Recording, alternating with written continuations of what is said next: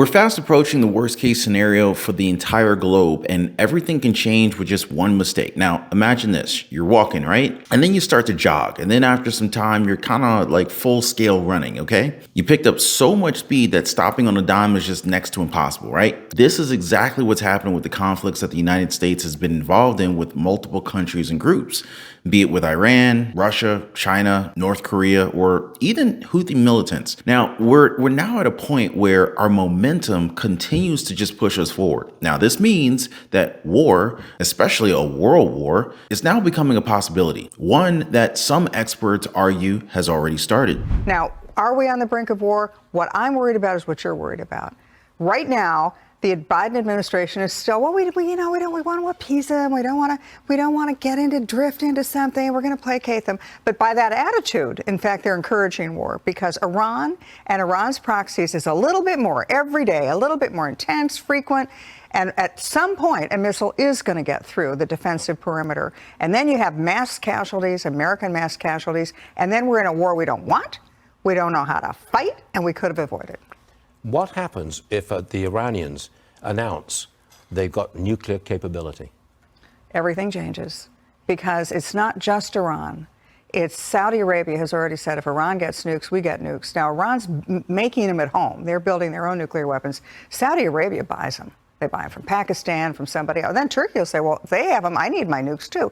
And so then you have a nuclear arms race in the most dangerous part of the world. That is a very frightening prospect. It is what everybody I used to teach nuclear weapons at MIT 40 years ago. And that's what everybody always worried about was the proliferation of nuclear weapons in the hands of countries that really are happy to use them. And what we've seen with Iranian proxies on October 7th is the Iranians don't care about mass casualties of Israelis. So the normal hesitation of world powers isn't going to work with Iran. They're not a responsible player. Now, you might be thinking, like, this is mainstream media. They want to create tsunamis out of little waves just to kind of get viewers to tune in, right? But I'm going to go ahead and tell you guys right now that they're starting to make sense. And those little waves, they're getting bigger. And the bigger it gets, the further it goes, right? Well, the waves are already affecting Americans, especially our troops who continue to risk their lives for us overseas. Another missile attack on an airbase in Iraq carried out by an Iranian-backed group. And what we're learning now about potential injuries to U.S. personnel.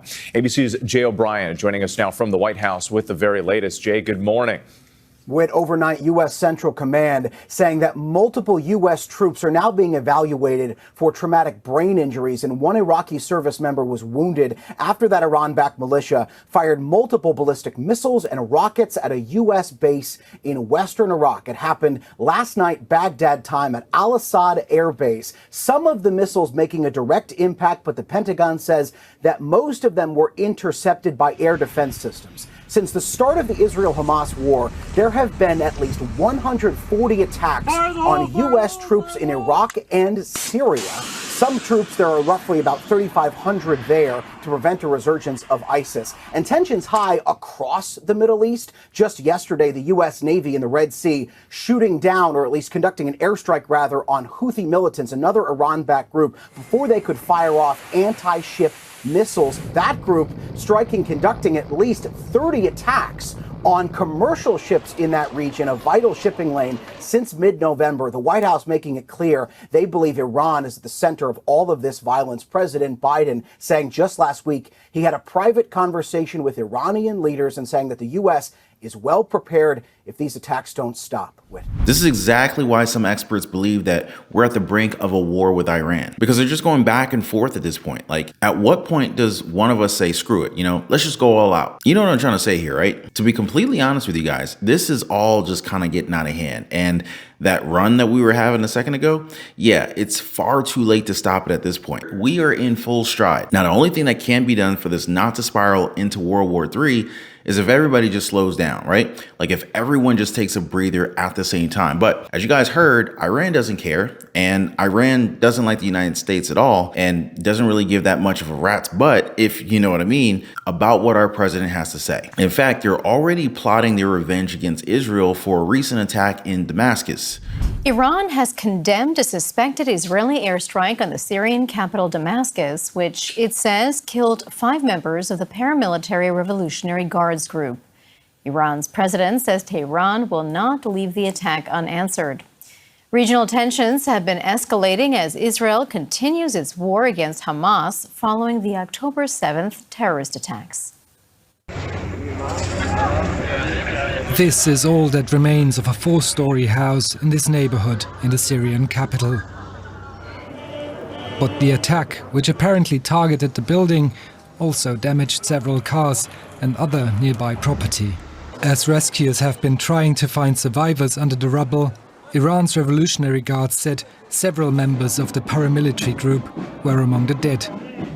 Tehran blamed Israel for the strike and threatened to respond. Iran has been a close ally of Syria's President Bashar al-Assad, as well as the militant group Hezbollah in Lebanon.